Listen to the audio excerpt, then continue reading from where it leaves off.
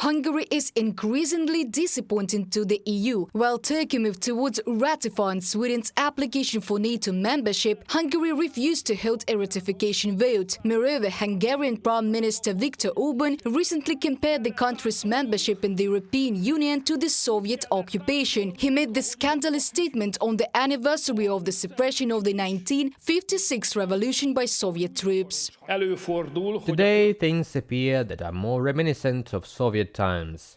Yes, it happens that history repeats itself.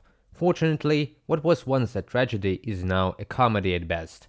Fortunately, Brussels is not Moscow. Moscow was a tragedy. Brussels is just a bad modern parody. In particular, the head of the Hungarian government accused the EU of seeking to deprive Hungary of its identity by imposing a model of liberal democracy, which, according to him, the Hungarians reject. The European Union has already responded to these statements. To be honest, I don't see any similarity between the Soviet occupation of Budapest and what is happening in Berlaymont, European Commission's headquarters in Brussels. I didn't see any tanks there. No one is forcing Hungary to be an EU member. Josep Borrell, High Representative of the European Union for Foreign Affairs and Security Policy during the Europe and Peace Conference. According to The Guardian, a senior European diplomat told the publication that problems with Hungary were likely to become deeper and would increasingly jeopardize joint decisions on strategically important issues. The EU began to discuss reforming the Union. One of the points is the rejection of unanimous voting and decision-making by majority vote. Consensus decision is always a reason for a blackmail. As regards strategies, as regards international law, security issues, these should be accepted exclusively by the majority.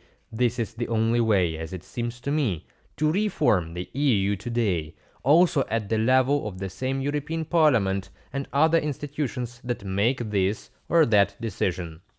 The recent meeting between Orban and Putin has heightened the concerns of European officials who believe that Hungary's friendly ties with Russia and China are not pacing with the Western alliance and are even harming it. Hungary is scheduled to hold the presidency of the EU Council in the second half of 2024, and there are already concerns in Brussels about how Budapest will be able to use this. He's blocking Swedish NATO accession. He's shaking hands with Putin. He is comparing the EU to the murderous dictatorship of the Soviet Union. Orban delivers sufficient evidence in less than a week that he is unfit to take over the EU presidency. Daniel Freund, member of the European Parliament. The Guardian reports. The Hungarian government is also delaying new EU military aid to Ukraine worth 500 million euros. Orban said he expected the Ukrainian delegation to visit Budapest for negotiations on lifting the veto. Agreement on the allocation of the eighth tranche from the European Peace Fund could not be reached due to the position of Hungary. It blocked this decision since Ukraine included the Hungarian UATV bank in the list of international war sponsors. In early October, Ukraine removed the Hungarian UATV bank from the list, satisfying one of the Budapest key demands, but Hungary wants legal guarantees that the decision on UATV bank will not change. Reported by Diana Kolesnik, Yulia Bil, UATV News.